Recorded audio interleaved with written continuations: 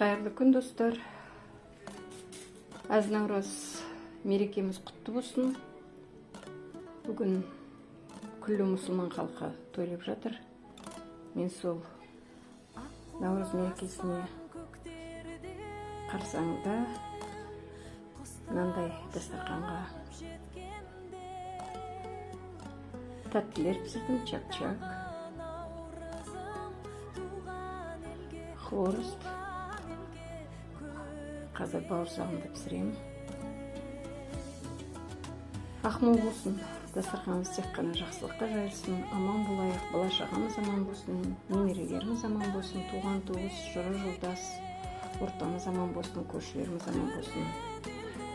12 мүшеміз сау, 4 көзіміз түгел, еліміздің іргесі аман болып, соның ішінде халқымызға тыныштық болып, сол халықтың ішінде өзіміз аман болайық.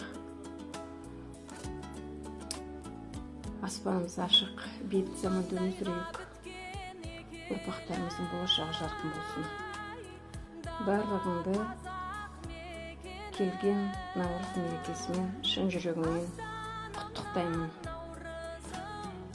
Балаларымыздың асқақ армандары, тілектері орындала берсін.